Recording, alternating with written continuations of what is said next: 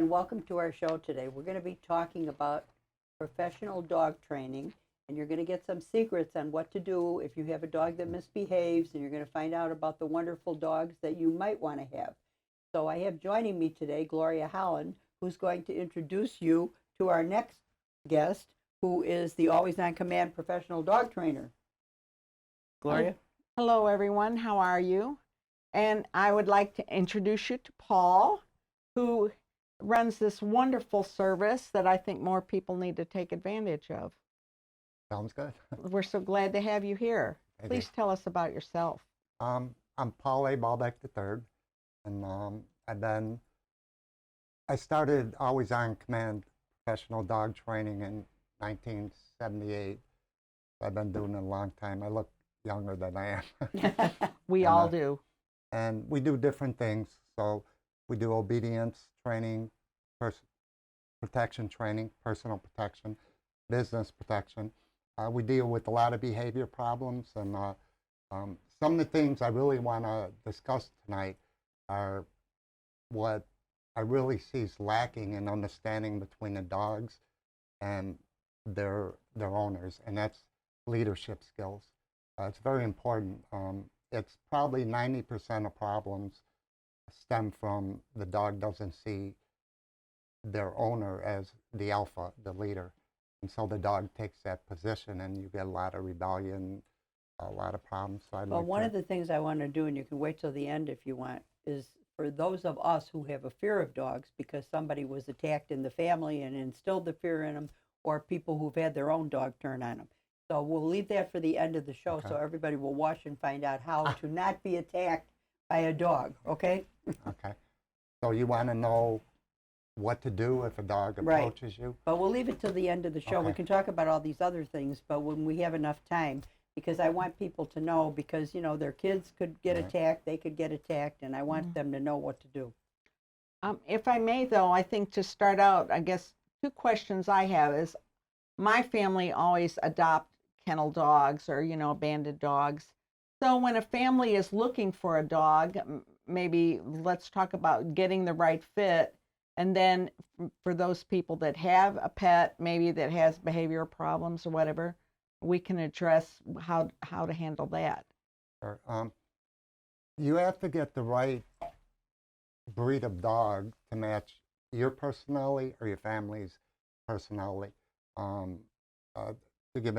gave you an example earlier that I used to own a place called Archer Puppies, in which I sold puppies, but I didn't deal with puppy mills. I got them all through private homes, because puppy mills are very bad places. But a couple police officers came in, and they were looking at a Jack Russell Terrier, and Jack Russell Terriers got like the most energy, you know, probably next to a Border Collie. And so I asked them, I said, do you jog? You like jogging? Do you like walking with your dog a lot? Do you like doing things? And they says, no, we kind of like coming home. And I said, then you don't want a Jack Russell. So I took them over to a Puggle, and that's Beagle Puggle mix. And they're fun, great personalities. They're playful when you want them, but they're not hyper like the Jack Russell. And years later, the police officers, they worked with police dogs actually, and where my wife worked at a seniors home, they came and showed the seniors, and it was kind of funny because, you know, the seniors on their walkers, sometimes they have tennis balls on the bottom. Mm-hmm. Well, the one dog, because they reward them usually with the ball, the one dog wanted to pull but anyway, my wife says, oh, my husband's a professional dog trainer, and he used to own Archer Puppies, and they go, we got our dog from Archer Puppies. It was the one I sold at Puggle to. Really? And I recommended that breed, and they said it's the best dog. So if you're high energy and you like jogging, you like going and doing things, keeping your dog's mind stimulated, then you want to get like a Jack Russell, a Border Collie, a Lab, Golden, the more higher energy dogs. If you like to sit home and watch TV, then the only thing, they have a lot of problems, sometimes health problems, English Bulldog. They're laid back, but they're playful. A new breed that I have is an American Bully. The new breed they developed in the 90s, and they're fantastic. Temperament, good with kids. They love people. They'll just lay around, but when you want to play, they're ready. And they can have a little protective side, but they're like laid back. They're not aggressive. Which dogs bark all the time and which dogs don't? Yeah, beagles are good for barking. You can work on that to correct that behavior. Huskies, Malamutes, things like that. And a lot of times the dogs will bark from separation anxiety, but there's different ways that you can correct that too. I always tell people to leave soft jazz music on for them. No rock, no rap, no headbanging music. They'll stress a dog out. But you want it real smooth. And then always give them a couple like bone, a couple toys, and so they want to stay occupied also. And then they got little toys now that that are actually will move around and things, so will bring out your dog's curiosity, and it's going to take their mind off because they're a sociable animal, they're a pack animal, so they interact in the pack. So when they get isolated, sometimes it can be stressful. So what about, they have TV shows for dogs now too? Don't they have a TV station or something? They can watch other dogs? They do actually. Yeah. My wife will turn on YouTube, and they got different ones. Sometimes my dog, we got two dogs. We got a Chorky, Chihuahua Yorkie. These are what I call our schizophrenic dog. I have to work with her with the barking, but Raka sometime will watch some of these shows with the dog. So yeah, that's another thing you can do. There's videos, like they have these doggy hotels. It's like almost, some people will, their dog is their child. They think of it, which is the wrong idea, but they'll really pay. So they have little canopy beds, pizza that can be ordered in. They got videos with dogs, different things, whatever you want, they'll offer that.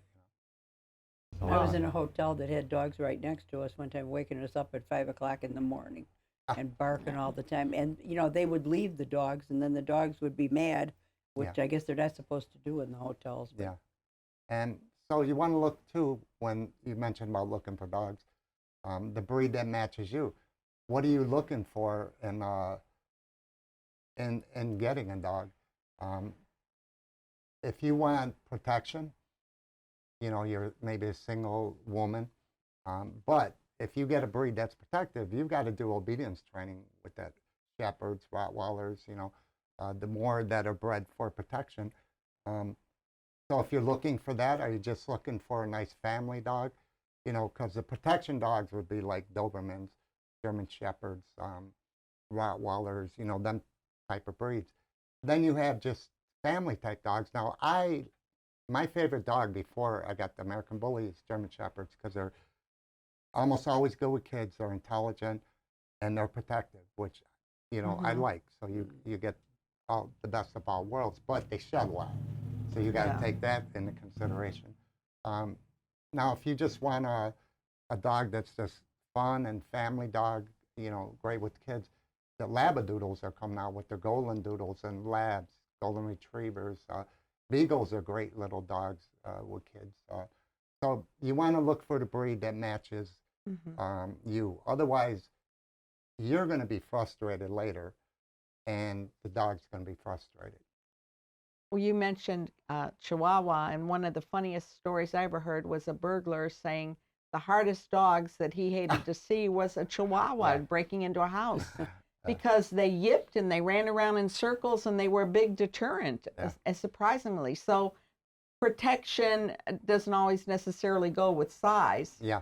And if you want an alarm dog, Chihuahua is great. Like our little Chorky, half Chihuahua, half Yorkie, she can hear somebody all the way down the hall.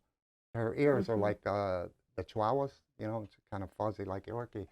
So they'll let you know if there's someone out there. So if you just want that, but if you want some to back up the bark, then you would go with something else. My uncle had a Schnauzer, I remember. It was a pretty nice dog. And like no matter what type of dog that you choose, I don't care what breed it is, it's a pack animal. Okay. In a pack, there's a pecking order.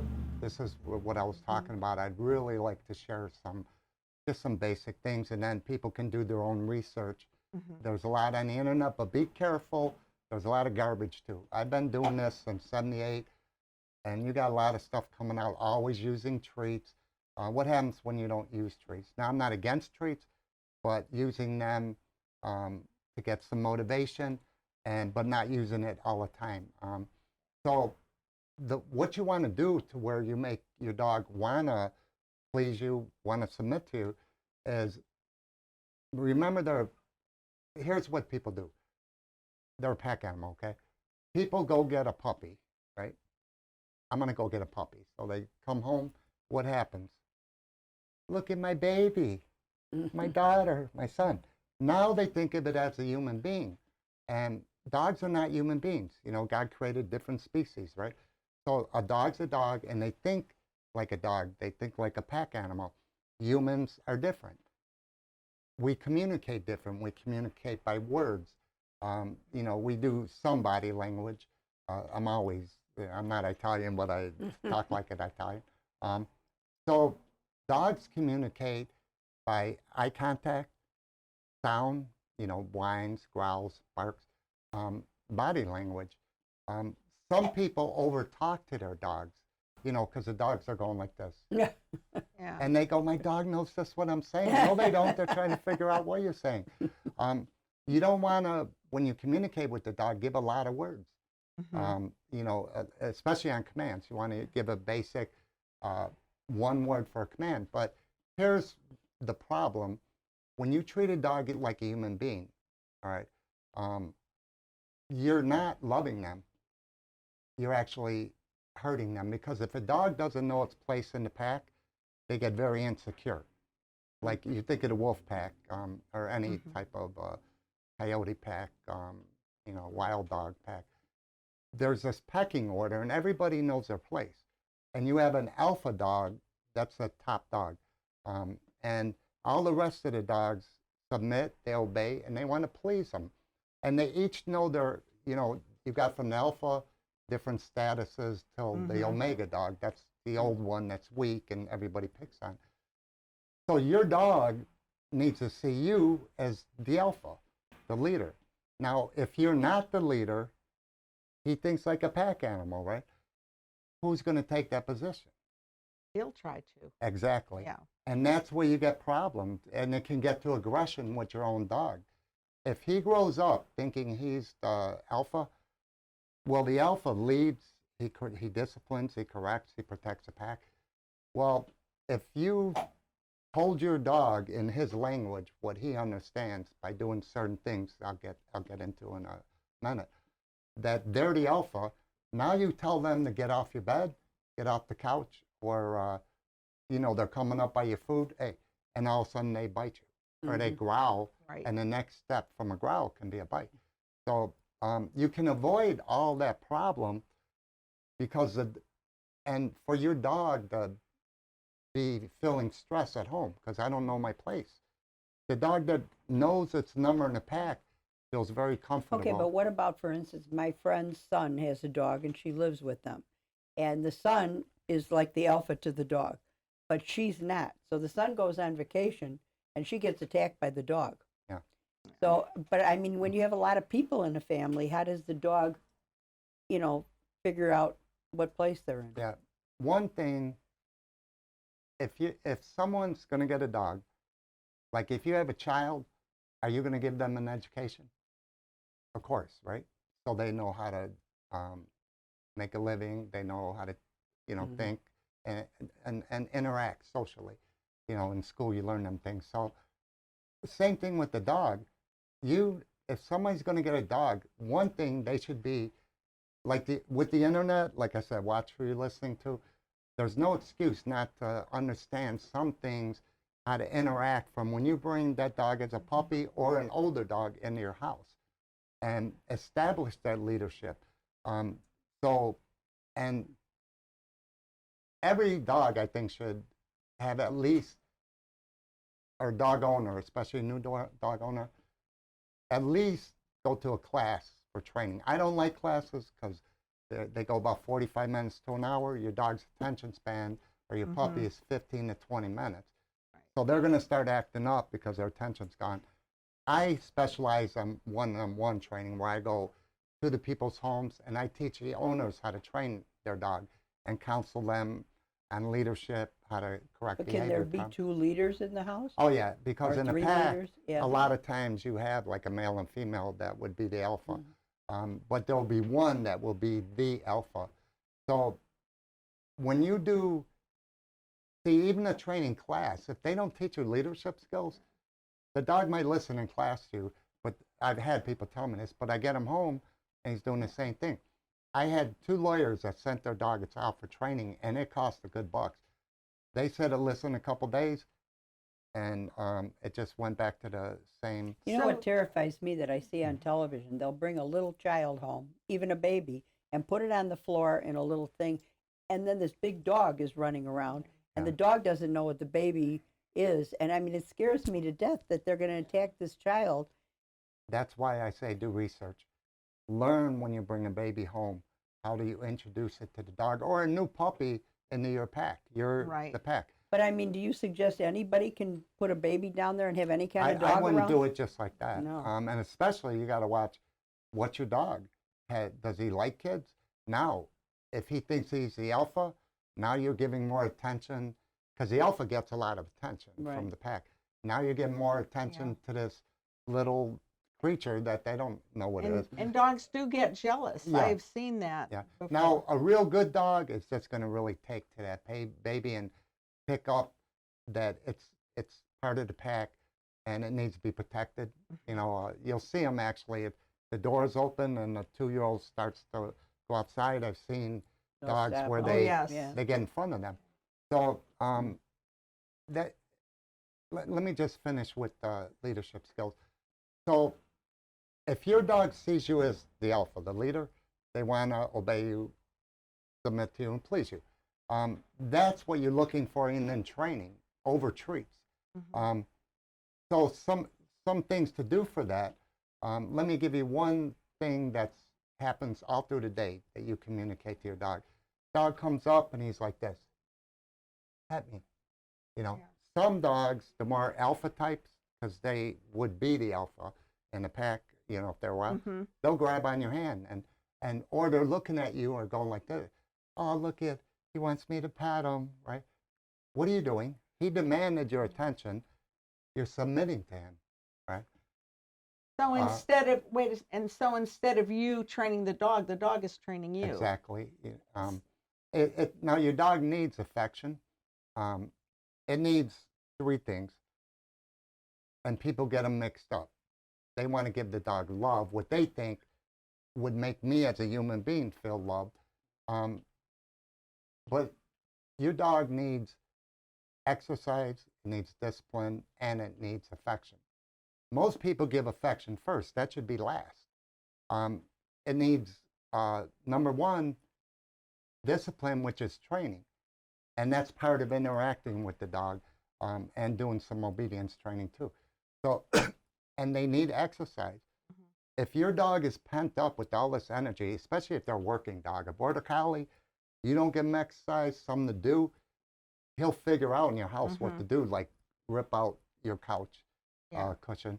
So, so how you communicate to your dog that you're the alpha, you give them affection, but not when they come and demand it. You say, no, go. Now wait about a minute. Don't feel guilty and, you know, say, oh, he's going to be mad at me. So what? Let him get a little mad, like your kids, right? I hate you. You know, fine, I'm your parent. You're supposed to hate me, you know. But give them a minute, then call them over, her over. Now you pet them. And then it ends when you say it ends. If they start again, no, go. You know.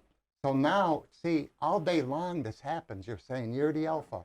And then in other things, like if you feed your dog before you eat, you just told them they're the alpha. When a wolf pack brings down, say, a deer, the alphas eat first. Then they have the younger ones eat, because that will Ensure the maintain pack. the survival of the pack. Mhm. And then the old, weak ones eat last. So it's a very good privilege to be an alpha to eat first. Well, you feed your dog first, you've just told them they're the alpha. And other things people do is they rob themselves of showing the dog they're the alpha by providing the food. They leave it down, right? And now it's boring to eat. The most exciting thing for a dog or a wolf pack is when they make the kill and they eat. When it's down all the time, and plus, do you remember Pavlov's experiment with the ring, Yeah. and they would salivatate dogs when you bring the food? Well, when the food's down all the time, they don't start digesting in their mouth, and it's all is in their insides, which is not good. So you should put the food down for a puppy. Some people feed 3 times a day, 4 times, whatever. But I just feed, even as usually a puppy, twice a day, and adults twice a day. I put it down for 10 minutes. If they don't eat it, it comes up. Now they see me as the alpha providing the food.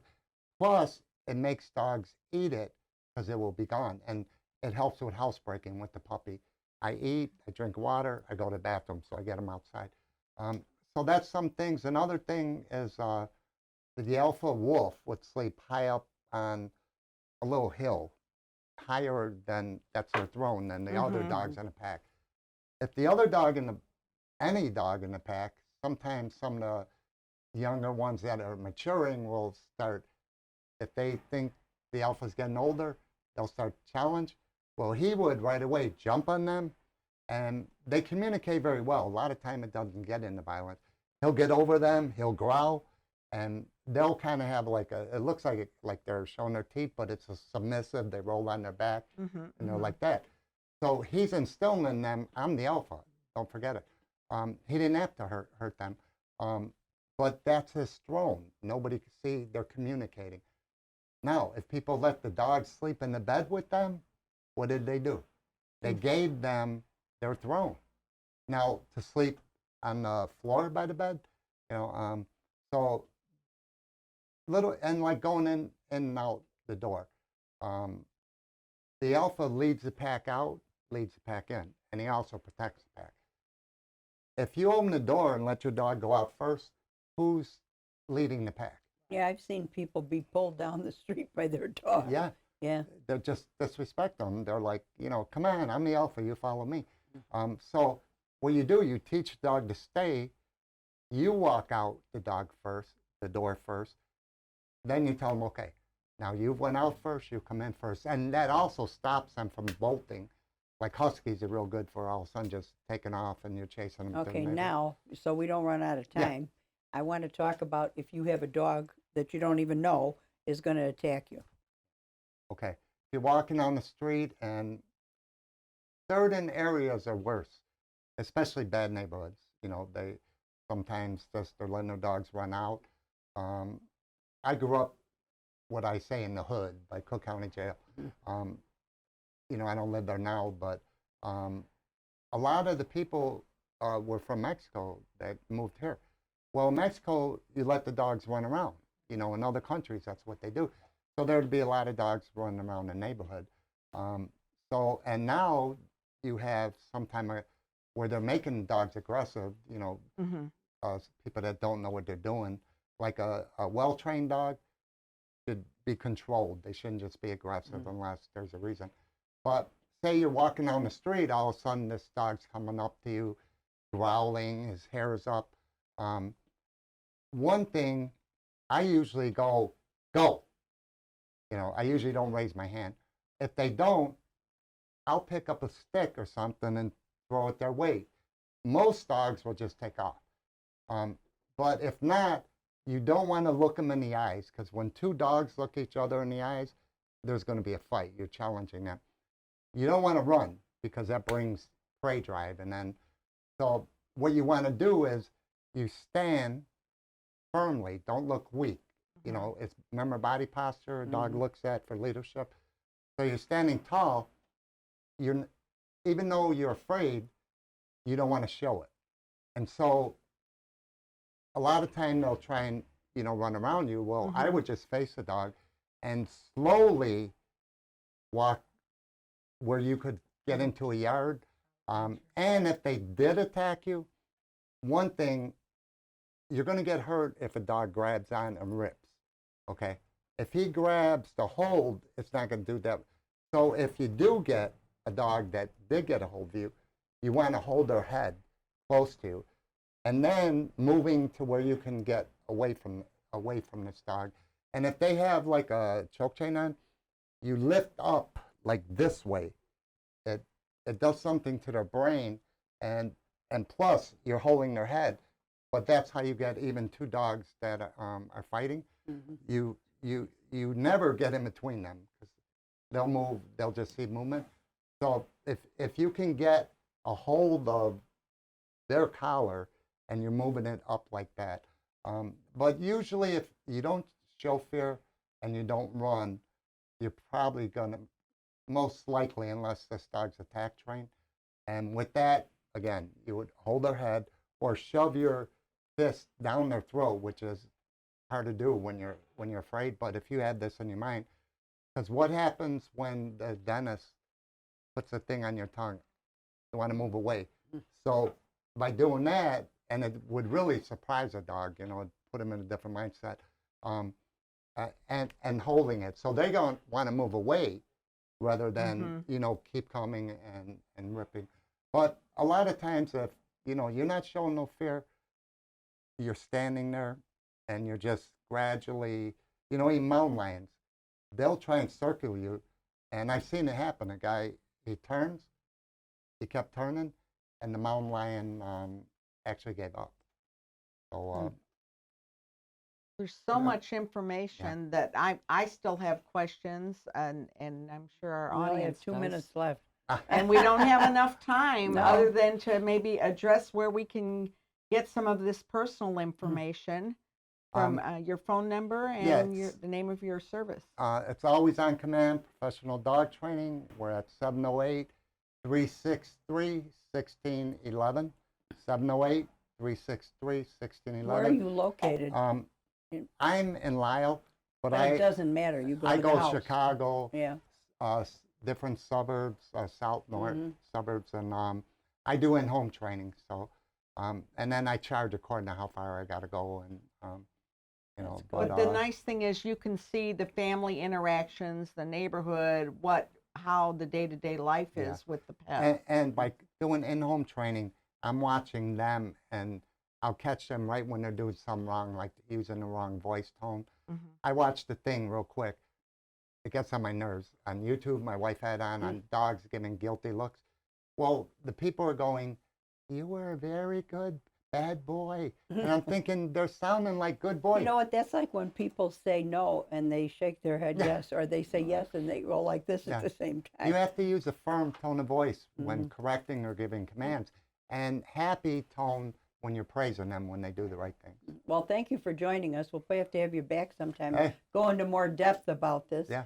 And thank you I'd for love to. joining us. If you're interested in getting a dog, you've heard about the kinds of dogs that you might want to get. I don't know, we didn't mention a poodle. Are they? They're very smart. They're good. Older people really like them, but sometime with little children, sometime they're good. Maybe they're not. But they got Okay. little labradoodles. We're out of time. Thank you so much, Paul. Thank you for joining us. We'll see you next Thank time. you. Right?